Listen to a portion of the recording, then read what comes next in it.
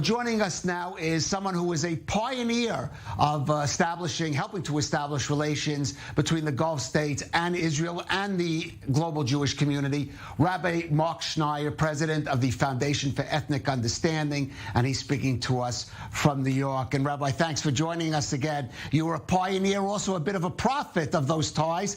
As I always like to say, you came on my show in the year before the Abraham Accords, and you expected one or two Gulf nations to take that step. Well, what about Saudi Arabia? A lot of chatter. How close we might be to seeing some advancement in that direction? Well, first, I only saved my prophecy for your show. That's number one. Number two, in terms of what's happening with Saudi Arabia, I do believe my friends in Israel are being a bit overly euphoric. I heard, directly from the Crown Prince of Saudi Arabia and his brother Prince Khalid, who today is the deputy of the Defense Ministry of Saudi Arabia, that their main focus in the kingdom is what is known as Vision 2030, the economic transformation of the kingdom so that they will no longer be that dependent on oil. And what was told to me unequivocally that Vision 2030, we will not succeed without the participation of the State of Israel. So that could be in the areas of economics, of agriculture, technology, even defense. But I would not take this very prestigious delegation as a sign that we're going to see diplomatic relations coming with Israel tomorrow or even in the coming months. The Saudi leadership, from what I've heard directly, from the top leadership, the foreign minister, others who I've met with, have made it very, very clear they will not engage in diplomatic talks with Israel until minimally there is some engagement between Israel and the Palestinians. Unfortunately, we have not seen that taking place today. So yes, for economic cooperation, agricultural cooperation, medical cooperation.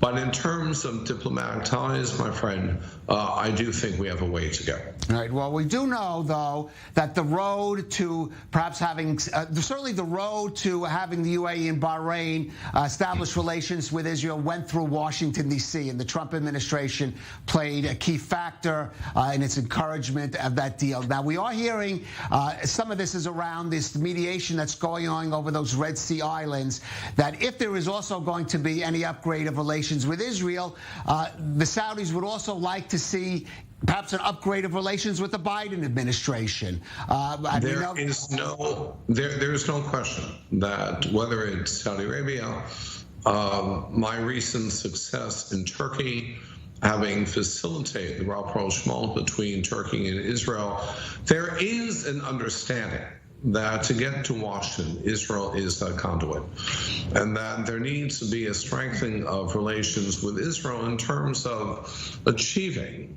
the support and the solidarity of the administration, Congress, and others in Washington. Nevertheless, the Saudis have made this very clear time and time again, and maybe their friends of mine in Israel just don't want to listen to what they are hearing. But I am telling you that until there is minimally some engagement with the Palestinians, I just don't see that promised land of diplomatic relations happening.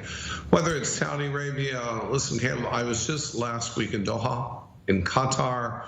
I was very much responsible for the fact that 15,000 Israelis with Israeli passports are going to Doha on November 21st for the World Cup. And we discussed finalizing arrangements for kosher food. The Qataris are going to dedicate a prayer space for a synagogue, et cetera, et cetera.